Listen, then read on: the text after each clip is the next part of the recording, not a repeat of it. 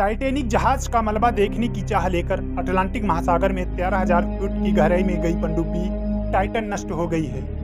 पनडुब्बी के लापता होने के बाद अब सभी यात्रियों को मृत घोषित कर दिया गया है।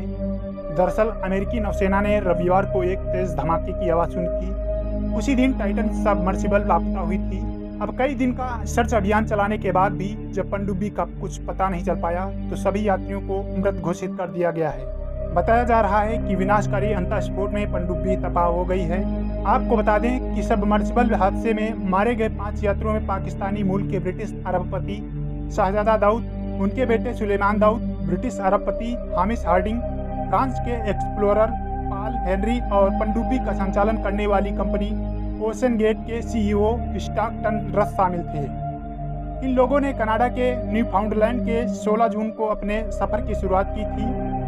ये सभी लोग एक जहाज से पहले अटलांटिक महासागर में उस जगह पहुंचे जहां टाइटैनिक जहाज का मलबा मौजूद है। इसके बाद 18 जून को ये सभी यात्री सबमर्सिबल से पानी के अंदर उतरे।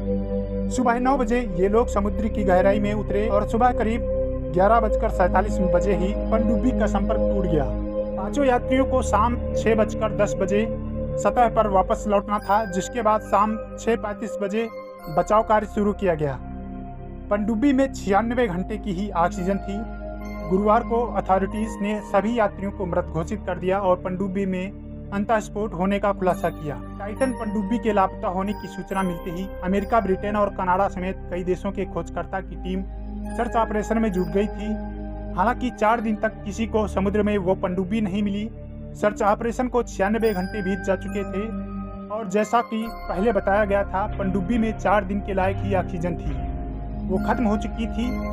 यूएस कोस्ट गार्ड ने एक बयान जारी किया कि मध्य अटलांटिक महासागर में जहां 1912 में टाइटैनिक जहाज डूबा था, उसी के पास उन्हें पनडुब्बी का मलबा मिला है।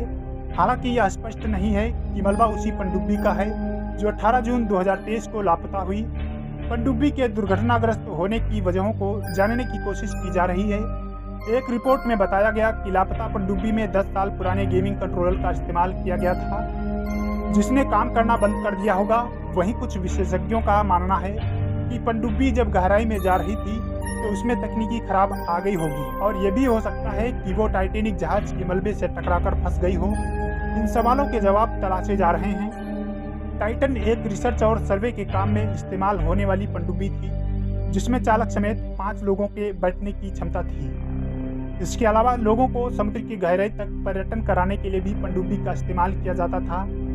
टाइटेनियम और कार्बन फाइबर की बनी इस पनडुब्बी का ढांचा 22 फीट लंबा था और इसका वजन करीब 10,432 किलो था। यह पनडुब्बी 4,000 मीटर की गहराई तक जाने में सक्षम थी। इस पनडुब्बी का प्रबंधन करने वाली कंपनी ओशन गेट का कहना है कि इस पनडुब्बी का व्यूपोर्ट इतनी गहराई तक जाने वाली पनडुब्बियों में सबसे बड़ा था। इस पनडुब्बी में 4 इलेक्ट्रिक थ्रस्टर्स लगे थे जो पनडुब्बी को दिशा और 3 नॉट की गति से चलने में मदद करते थे। पनडुब्बी का प्रेशर वेसल भी कार्बन फाइबर और टाइटेनियम का बना था, जिसमें 96 घंटे की ऑक्सीजन भरी होती थी। इस पनडुब्बी में एलन मस्क की कंपनी स्टारलिंक सैटेलाइट टेक्नोलॉजी का कम्युनिकेशन सिस्टम लगा हुआ था। हालांकि अभी तक यह साफ नहीं हो सका है कि पनडुब्बी का कम्युनिकेशन किन कारणों से टूटा। पनडुब्बी के हादसे की अन्य वजह इसमें पावर फेलियर या सब कम्युनिकेशन सिस्टम की दिक्कत हो सकती है। लापता पनडुब्बी का टेल कोन और दूसरा मलबा टाइटैनिक के मलबे से 1600 फीट की दूरी पर मिला। यह जगह उत्तरी अटलांटिक महासागर में करीब 13,000 फीट की गहराई पर स्थित है। यूएस कोस्ट गार्ड के first coast guard district commander admiral John Mauger ने बताया कि मलबा जहाज के विनाशकारी स्फोटक के अनुरूप है। अमेरिकी नौसेना के एक वरिष्ठ अधिकारी ने बताया कि नौसेना को रविवार को मलबे वाले क्षेत्र में एक विस्फोट के अनुरूप आवाज सुनाई दी थी। यह वही जगह थी जहां टाइटन पनडुब्बी गोता लगा रही थी। अधिकारी ने गुरुवार को कहा कि नौसेना ने तुरंत उस सूचना को खोज प्रयास का नेतृत्व कर रहे ऑन साइट कमांडरों को भेज दिया और इसका इस्तेमाल खोज के क्षेत्र को कम करने के लिए किया गया। दोस्तों, जो कुछ भी हुआ बहुत दुखद हुआ। उम्मीद है टाइटैनिक सबमरीन से जुड़ी जानकारी आपको अच्छी लगी होगी और यह वीडियो अगर पसंद आई तो वीडियो को लाइक जरूर कर दें।